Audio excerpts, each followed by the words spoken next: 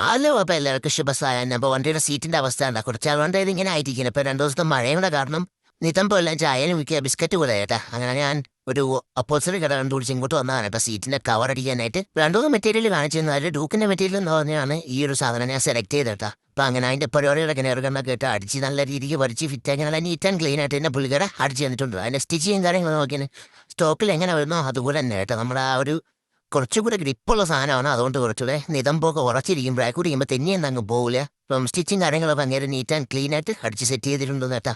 അപ്പോൾ ഇനി നിതമ്പം നനയാതെ മഴയത്ത് വണ്ടി ഓടിക്കാം. അങ്ങനെ അപ്പോഴോടെല്ലാം കഴിഞ്ഞ് നേരെ പോയത് മോട്ടവനിലോട്ടുണ്ട്. പന്തൊരു മൂത്തുക്ക് കെടുമ്പ് കിളവം കൊണ്ട് ചിടിച്ച് കയറ്റി തന്നതാണ് എൻ്റെ ഇവൻ്റെ ഈ ഒരു ബെൻഡും ഈ ഒരു വള്ളം കണക്ക് പോയതിട്ട് എൻ്റെ പൂപ്പാറ നിക്കറിന് പോലും ഇത്രയും വലിപ്പം തോന്നുന്നു. അമ്മ അതിൽ വലിയ പോലിരിക്കുകയാണ്. അവിടുത്തെ ഒരു മൂത്ത് കോട്ടുണ്ട്. അത് ഇനിയും ഓടിച്ചു കഴിഞ്ഞാൽ അത് പൊത്ത് അപ്പുറത്ത് ഒരു അമ്മാതിരി അവസ്ഥയാണ്. എന്തായാലും അതുകൂടെ അങ്ങ് മാറിക്കളാന്ന് വെച്ചിട്ടാ. ഈ കേരളം ഇവരുടെ ഏകദേശം 450 ഫുൾ സെറ്റിന് 400 എത്ര രൂപയാണ് വന്നിട്ടുള്ളത് കേട്ടോ. അപ്പോൾ അത്യാവശ്യം ജീവനായാലും ഞാൻ മാറിക്കളാന്ന് വെച്ചു. ഇപ്പം നല്ല അടിപൊളിയായിട്ട് കയറി വീഴുന്നുണ്ട്. ക്രിസ്പായിട്ട് തന്നെ വീഴുന്നുണ്ട് കേട്ടാ. ഇപ്പം എന്തായാലും ഉപ്പുപാറ നിക്കറ് മാറ്റി പുതിയ നിക്കറ് മാറ്റിയിട്ടുണ്ട്. അപ്പോൾ അടുത്ത വീഡിയോ കാണാൻ എല്ലാവർക്കും ശുഭസായനം.